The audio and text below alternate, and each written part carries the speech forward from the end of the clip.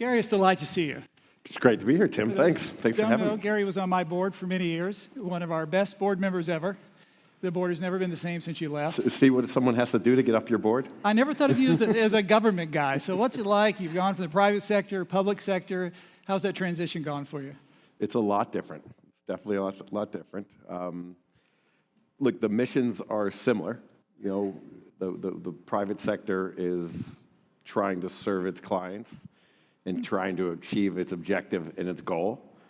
And the public sector is doing the same thing. We're trying to achieve our mission, understand what our objective is, and understand our goal. It's just a lot more difficult to get there. And the process is a lot slower. And I'm adapting to the slower process. I always knew you as someone who liked to execute very quickly and very well. So let's just start with at the 100,000-foot level. And that is your policy agenda. There are lots of questions about what are priorities, what do you want to achieve. You're close to the 100-day mark.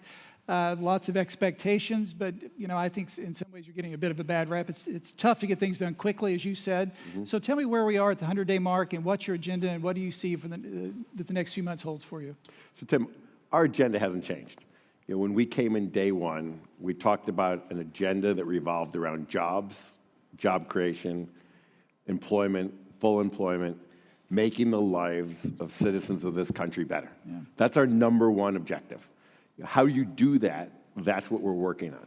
So we're going to do it in a bunch of different ways. Number one, we're trying to improve healthcare in this country because we think that's a staple of quality of life. Number two, we're trying to change taxes and tax reform. Number three, you just had a panel talking about infrastructure. Right. The way we live our lives, the way we get to school, the way we get to and from work is really important. And we have a suboptimal infrastructure in this country. So those are our three cores that we're working on, but we do that in terms of how you live your life and how we create jobs. And on top of that, simultaneous to those, we're thinking about the regulatory environment. And the regulatory environment cuts across all that. I was listening to the panel, and one of the guests at the end in the last comment said, approval processes. Right. The approval process in the regulatory process and infrastructure is probably the most costly part of regulation. In slowing down the approvals, it just adds and adds and adds the cost of infrastructure. We have to understand the cost of regulation and slowing things down.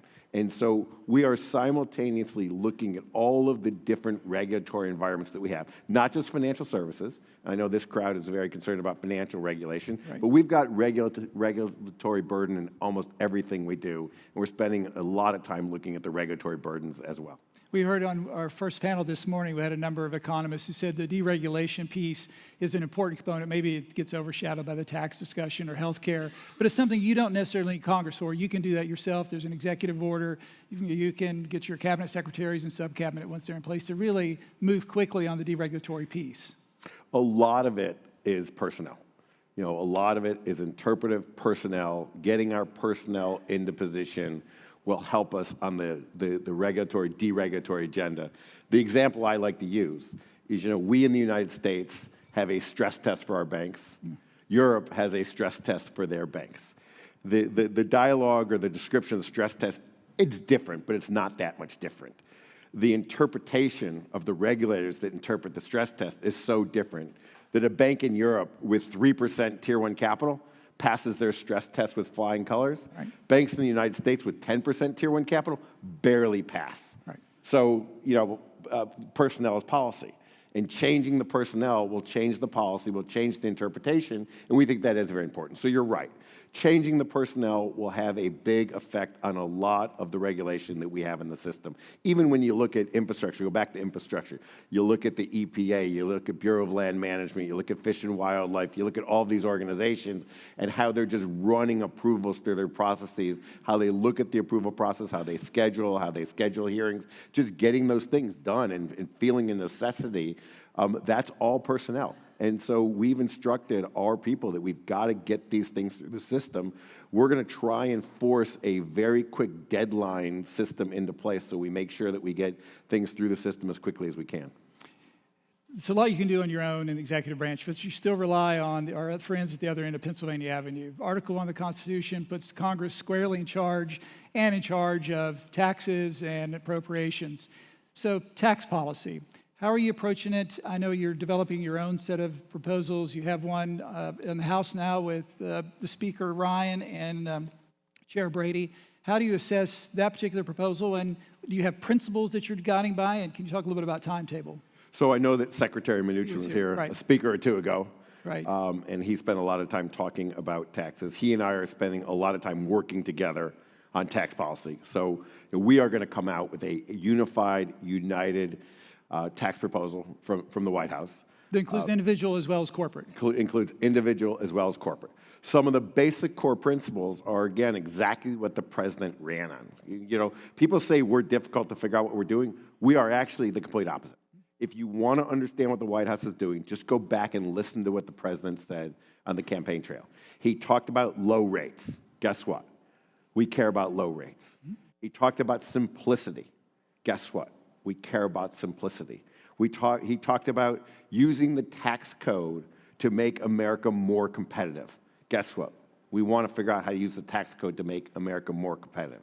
He talked about reciprocal taxes and reciprocity and making our tax code more aligned with the rest of the world, making us more equal. He talked about using taxes to make sure we're globally competitive in bringing industry and jobs back to the United States.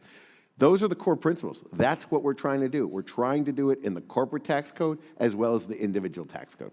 One of the proposals in the Ryan Brady plan is to eliminate the deduction of interest expense for corporates, leveling the playing field between debt and equity. How big of an issue is that for markets? You know, maybe wearing your old hat a little bit too. How do you think about that with respect to its impact on markets, its impact on the economy? Is that a live proposal? So Tim, I think as Secretary Mnuchin said, we've got a lot of things on the table. We're working with all of the different levers. And as you know, depending on where you end up in the rate spectrum, depends on how valuable or how unvaluable a certain deduction is or isn't. So we're continuously playing with the levers that we have, and we're working on coming up with a policy. We'll have OMB Director Mulvaney here later today, but let me just ask about deficits. Dick Cheney once famously quoted Ronald Reagan as saying, deficits don't matter politically. We're running a $500 billion a year deficit. When you think about your tax proposal, how important is it to have revenue neutrality? And we did hear a little bit about the importance of dynamic scoring. How big of a role will that play? So as you said, Director Mulvaney will be here later, and he'll have his very strong views on deficits. Yeah. So you can save your big deficit question for him. That said, we have a legislative process to go through on tax reform. You pointed that out. We would like to have permanence to tax. Yeah. You know, when corporates are making long-term CapEx decisions and people are deciding to move businesses to the United States and open factories and make big capital investments, they need some permanence of the tax code. So the more permanent we can make the tax code, the more it makes sense to us. Running a big deficit in the tax code would potentially make it not permanent.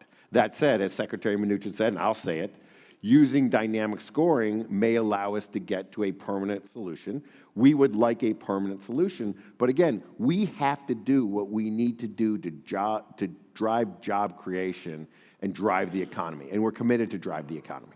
We were talking about infrastructure backstage as the panel was discussing here. I know it's an important issue for you. I was making a joke this morning about every time I go to New York on the Acela, on Amtrak, it's a harrowing experience. So tell me a little bit about your plans for infrastructure, and how are you going to divide it between tax credits versus direct appropriations and spending? Well, as you know, we've talked a lot about infrastructure. Yeah. You know, our core basic plans when we started, you know, we talked about healthcare, taxes, infrastructure in that order. You know, part of our tax plan may be to use some of the repatriated money into an infrastructure fund or an infrastructure bill. So we know that we are going to fund some of the infrastructure. Director Mulvaney will tell you that in his budget, he's got fairly substantial allocations in for infrastructure. So the government is going to have to be involved in the infrastructure. That said, we think bringing private capital in alongside with the government, or even privatizing some of the infrastructure, makes an enormous amount of sense. Just building up the government's balance sheet for the sake of building up the government's balance sheet doesn't make the most sense. If we've got existing infrastructure that has direct revenues attached to it, we think there may be very interesting ideas in the for-profit or in the not-for-profit world to take that infrastructure and put it into corporations and use more of the capital markets to pay for that instead of putting it on the government's balance sheet. We know that that will create efficiencies. We know it will create long-term better management. It will create a maintenance program, and it will do the things that we need to do for an efficient long-term infrastructure management program. So we do not want to sit here as the federal government and just be a piggy bank doling out money here, there, and somewhere else. Right. We want to be a partner with governors, with mayors, with municipalities to help them and co-invest along with them on projects that they want to put capital in. So there's a state and local component to this as well. Well, as you know, I think as most of you know, there's a huge state and local component to this. I mean, the great irony in infrastructure is that the federal government owns very little infrastructure, but we control almost all of the infrastructure, right, and we control almost all of the permitting process for infrastructure. So how do you ensure that it's spent in the right place? And I use an example. I'm from rural Kentucky. Hal Rogers, who's the chair of the Appropriations Committee on the House, is from southwestern, southern Kentucky, most beautiful highways in the world. Unfortunately, there are no people. So how do you ensure that you're not building bridges to nowhere, that you're actually putting asphalt and bridges where the population is? Well, that's exactly what I was alluding to. So we don't want to be in the business of just doling out money, to dole out money. We want to be in the business in investing in infrastructure where other people, meaning the states, the cities, the municipalities, the authorities, are going to put their money with us, knowing that they're going to need to get a return on their investment. They're going to need to get a return on their capital. Hopefully, it would make sense to bring in other partners because we don't want to build the bridge to nowhere to say that we just built it in an appropriations. We want to build the smart infrastructure where we're going to change people's lives, where we're going to make getting to work easier, getting to school easier, getting around the city easier, flying across the country easier. Those are the places where we want to have the impact. You talk about privatization. Does that include the air traffic control system? Do you have a list, or is that something that we'll see coming out soon? We have a list, but it's not a complete list. It's not a complete list. I mean, I have talked fairly openly about the ATC system. Right. I think the ATC system is sort of a bellwether example of something that can be done and should be done. We're not on leading edge to do this. We're following what a bunch of other countries have done. Canada, for example. Canada, for example. Over 50 countries have done what I'm proposing we do. There is a direct attributable revenue stream already dedicated to air traffic controllers. If you put the ATC component into a private business, whether it be for-profit or not-for-profit, hive it off, build the technology, modernize the system, the revenue is there, the technology is there, the opportunity is there, and it will change everyone's life. We will speed up times. You won't sit on tarmacs as long. Your flight time will go down. The descent patterns will go down. I mean, those of you that fly around know that you drop from 20,000 feet to 15,000 feet to 10,000 feet. You'll have direct descent into airports. There's certain airports in the United States that have built that technology. You won't go from waypoint to waypoint that are out of the way. You'll go direct from point to point. You'll save jet fuel in the process. Saving jet fuel is cost efficient, and it will mean that we'll consume less energy in this country. And guess what? It's environmentally very, very friendly. It makes an enormous amount of sense. That's why so many other countries have done it. The last time I flew to LaGuardia, we were number 37 in line to take off. We sat there and idled for 3 hours, so I agree with you. Whatever you can do, you got my vote. I won't even guess what percentage of jet fuel for that trip you used on the ground. Just sitting there. Because every time you start and stop to get that hunk of steel moving again, takes a lot of jet fuel. And what's the timing on something like that? Is that something you hope to get done in the second half of this year? Is that a 2018, 2019? What does get done mean to you? Well, it is Washington after all. Right. You mentioned energy policy. No, we're moving that one through the system. We've been working with Secretary Chow. The good news here is the House members have enormous desire to do this. We've been working with many of the House members who this is a air transportation bill that they've had on the floor for a long time. Right. So we're working with a House that wants to work with us. There's very little opposition to what we want to do. That said, this is going to take years, not months, to get done. And Secretary Shao certainly has good connections on the Senate side as well, so I'm sure that's helpful. That's what I hear. You mentioned energy policy. Could you tell me a little bit about how you see the mix going forward, nuclear, coal? Obviously, the president's spoken affectionately about coal. I just drove through West Virginia. There's buoyancy in that country, in that state that we haven't seen in a while, obviously out west as well. So are you changing the mix, and what are you doing about climate? So look, we are supportive of jobs again. Yeah. We know that coal is a big job creator in the United States, but we have to allow coal to compete. We're also a big supporter of natural gas. We're a supporter of fracking. We're supporting of energy independence. We're a supporter of the free market. Those things have to work together, and different feedstocks have different economics to them, and we're allowing the free market to be the free market. The biggest issue for us as an administration is energy independence and making sure that we can control our own destiny. For the U.S. or North America? For North America. Okay. But for the U.S. for sure. Look, we're most concerned about the U.S., but then we care about North America. Imported oil, we're actually starting to export. Some of these things are good. Building up more and more LNG terminals in the United States and exporting more and more LNG. We happen to have a feedstock or a BTU component that the rest of the world needs. More and more LNG is needed, and we have huge excess supplies of gas. So we're going to permit more and more of these LNG plants. We're going to let these different feedstocks compete in the United States here, and we're going to be supportive of them, because part of creating jobs and part of creating manufacturing in the United States is, what is your competitive advantage? We have a big competitive advantage. We have cheap energy. And we need to keep and promote our cheap energy, and we got to use that as a competitive advantage for us. But we're still relying on oil for the transportation system. So how do you think about weaning the transportation system of oil? I know there's been changes to CAFE standards, some relaxation of the standards put in place in the previous administration. Is that something you're looking at as well? So look, we know that oil is going to be a major component of everything we do. It's going to be a major component of the transportation industry. We're not saying it shouldn't be. It should be. It's going to be. But when you're displacing it into the energy sector and the power sector, it's the marginal barrel of oil that sets the price of the entire oil stack every day. So every marginal barrel that you don't consume is one more barrel of supply you have in the system, and you're affecting the price of the whole system, which we find very good for the U.S. consumer, very good for manufacturing in the United States, makes us more and more competitive. In that sense, we do very much care about the environment. We want to do this all in a very environmentally friendly way. We had Marty Feldstein on this morning. He and a number of other luminaries, George Shultz being one, recently proposed a carbon tax. I assume that's not in the mix, or it's not something you think that Congress is willing to take on at this point? It's not in our mix. Yeah. Trade policy, you mentioned exports, so let's segue into. There's lots of questions about this administration's trade policy. There are a cacophony of voices coming out of the administration.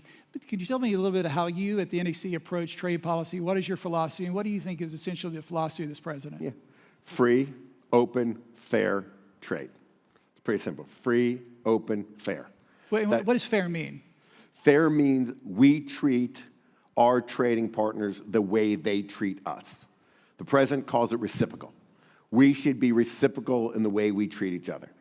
We would prefer that no one have tariffs, that we have free and open trading borders. But if you want to insist on having a tariff on a product, which we prefer you not, the president believes that we should treat you in a reciprocal fashion, and that we should tax your product coming into the United States. And that is free, that is open, and that is fair. That would be his definition of fair. So the example he will use, and it's a good example because it's going on in the world today, is cars. If we manufacture a car in the United States and ship it to certain countries, they put a large tariff on that car. If they manufacture a car, they can send it in the United States for a very small tariff. That's not fair. And where do you think that you can make the greatest gains with respect to opening up foreign markets? I'll talk a little bit about imports in a second, but are there places that are low-hanging fruit that you think that you can make immediate gains? On our exports? Yes. Yeah, we can increase exports everywhere. We are becoming a better and better manufacturer. As I said, we've got cheap energy, we've got better technology. As we continue to improve our infrastructure, we'll improve our availability to get things to market, and we'll continue to leverage upon those assets of our economy, and we'll be a better and better exporter. But we've got to do it on a level playing field. Lots of focus in the administration about manufacturing jobs. I'm all for manufacturing. I'm all for manufacturing jobs. Got lots of relatives that work on assembly lines, but it's only 10% of the economy, 8% of the workforce. We actually run a trade surplus in services and a huge trade surplus in financial services because we're really good at it. Why don't we hear more from the administration about services and financial services as a comparative advantage for the U.S.? Maybe we're just not talking loud enough, but we're talking about it. I mean, when we were in Florida 2 weeks ago talking with the Chinese. The Chinese are opening up the markets. We were talking a lot about them opening up more to our service industry, giving our U.S. companies broader access, allowing U.S. companies to own 100% of their Chinese joint ventures. Many of those companies have been there 10 plus years, which was the original rule that you have to be a joint venture partner for 10 years. Many of our companies have been there for more than 10 years. We were talking about the ability for full ownership, the ability to run bigger businesses, which is more and more service exports. So we're talking about it, and we're talking about it quite a bit. Maybe we need to do a better job of just making sure everyone's hearing us on the service side. I mentioned this morning that the Reagan administration was incredibly aggressive with respect to import policies. They put on tariffs on steel, on textiles, on motorcycles, on autos, on sugar. Milton Friedman said that the Reagan administration made Smoot-Hawley look absolutely benign. So given that we often put Reagan administration on a pedestal, is that the right baseline to judge you, or are you getting a bad rap because we're trying to judge you against a theoretical world of free trade? Look, I don't know what the right baseline is. The right baseline to judge us against is, do we grow the economy? Do we create a better environment for U.S. citizens? Do we put more people to work? Do we give them better jobs? Does their life get better? Do more people end up getting a job that they want? Do more people have a quality of life that they want? Do more kids end up going into places they want to go? Do people live where they want to live? And at the end of our administration, do people feel like their life and their quality of life, their standard of life, and their future is better than it was the day we got here? If we did that, that's what we should be compared against. And what do you think is the most important tool for you doing that? And again, let me take you back to Kentucky. I grew up in a little town where Fisher-Price had a toy factory, biggest employer in the city, shut down, moved to Mexico, then to China, 1,200 people out of work. City never really recovered much. There's a small college there that helped. What can you do to help bring or keep those kind of jobs back in Murray, Kentucky? We have to provide, the tax rates that make corporates competitive in this country. You know, that's the first place we're going to start. You know, we have a 35% corporate tax rate. GDP, you know, the OECD rate is 23. Right. You know, and if you look at 23 versus 35, we're not competitive. There's tax domiciles where you can get substantially lower than 23. So the president's been constantly talking about rate matters, rate matters. So we've got to start with tax rates, because companies, you know, first decision they're going to make is, look, if I build a business and I'm successful, what part do I keep and what part do I give to my shareholders and what part do I give to the government? Right. So let's start with that. Then we've got to have a labor force that is compatible to what we need to hire. You have heard us talk a lot about retooling of the labor force, re-educating of the labor force. We're spending an enormous amount of time on apprenticeship programs and vocational education and tooling our labor force to the labor force we're going to need in the 21st and 22nd century. So we're going to have to provide the labor force that we're going to need. You know, there's hundreds of welding jobs out there in the world today. No welders. You know, we want to build big pipelines in this country. How do you build pipelines? You got to weld them. You know, welding jobs start at really decent income levels and grow from there. We've got to create an environment where kids coming out of high school are willing to go into a program where they become a welder. Yeah. And they start out. My father was a welder. By the way, my father was an electrician. There you go. This is how he started. This is Right, I was so disappointed I went to college and didn't go become a welder. And okay. Who knows? But we've got to get the narrative back to what it means to be successful in this country and how we're going to grow our economy and how we're going to create an environment that's good for all. And I think we can do it. There's an awful lot of opportunity here. As I was talking about before, the LNG opportunity is enormous here. You know, you look at what they need in Japan, what they need in China, what they need in Germany to feed their environment. You know, Japan and Germany have given up on nuclear power. Exactly. They need to replace that power with LNG. We could be and should be the largest exporter of LNG in the world. We have the molecules. We just have not permitted the exporting. We're going to permit the exporting. Those are huge construction sites, and then they're huge operating facilities once they get built, and creates an enormous amount of jobs and good-paying jobs. And that's what we have to do. Sell more cheaply than the Australians and the Qataris anyway, so it's a great market for you. The second, the first thing we're going to do is we're going to permit an LNG export facility in the Northwest.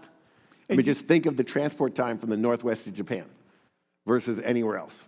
Then we've got to put facilities on the East Coast to get from the East Coast to Germany. And that's just a simple permitting process. The one place we're going to permit in the Northwest, it's been turned down twice already. Right.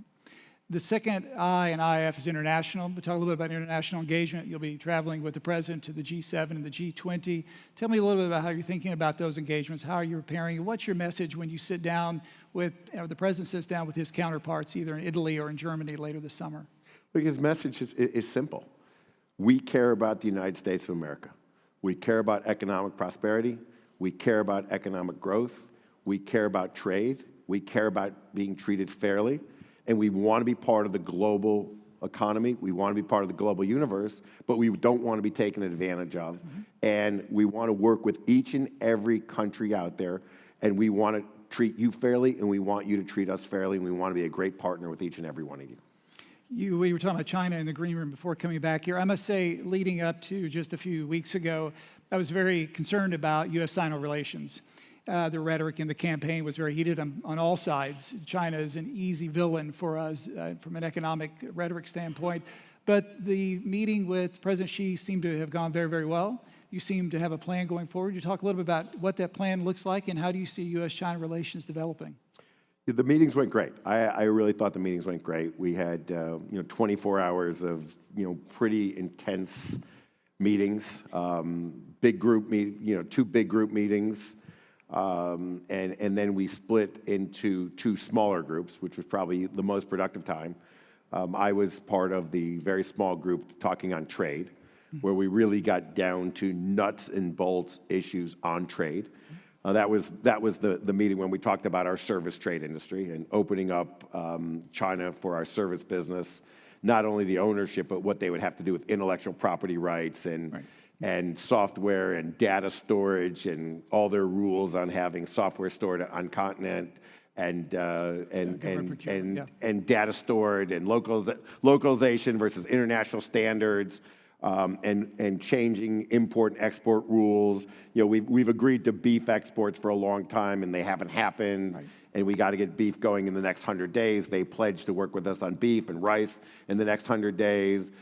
We've talked to them about a bunch of other issues where we literally have laid out a 100-day plan for each other where we're going to try and open up more bilateral trade with each other, both on service as well as on manufactured goods. And we're continuing to have those dialogues as we speak right now. And I thought those dialogues went very well. The president got along very well with President Xi. I think they forged a very good relationship. Since then, I think it's been reported quite actively that they've had a follow-up phone conversation. President Xi has extended a formal invitation to the president to come to China in the fall. I think the president would very much like to go to China in the fall. The big condition being that we need to continue to make progress on the trade, in the trade negotiation. The president does not like our trade deficit. He wants that trade deficit to narrow, and he's happy to have it narrow by us exporting more to China. It doesn't have to be that they stop importing to us, but we have to export more to them so that trade deficit narrows and narrows quite quickly. We have a huge conference in Beijing in November. We'd love to have you and the president come speak there. I think it'd be a great opportunity for you. Well, I'm not sure that will be our forcing function, but we'll see. A little over 10 years ago, Hank Paulson and I launched the SED process, which is a formal negotiation with the Chinese. Do you foresee similar kinds of negotiation vehicles, or is this really kind of do your 100-day plan, then come back and then rethink what the mechanism looks like? No. The 100-day plan is a kickstart plan for things that have been sort of in the hopper, some of them for 4 to 6 years. Right. That have just sort of been stalling around the edges, where we have to show each other that we can walk together, then we can start running. The 100-day plan is just a start. So it's a confidence builder on both Yeah, sides. it's a confidence builder. It's getting some exports out of the United States into China, showing that we can decrease the trade deficit by us exporting. But we actually sent them in a response. We sent a 100-day plan, but we sent a longer-term plan. And longer-term plan not being decades, longer-term plan being a year. And the year plan had an awful lot on it. I mean, so we're not saying, look, it's 100 and done. It's 100 we start, and then we start really working hard after we get done with the 100-day plan. Then we start really running after the big things that are really going to move the needle. Gary, my time is up. I really miss you on our board. It's been good being back on stage with you. In fact, the last time we were on stage together was in China. We wish you all the best. Thank you very much for coming here today. Ladies and gentlemen, Thank you. round of applause. Thank you.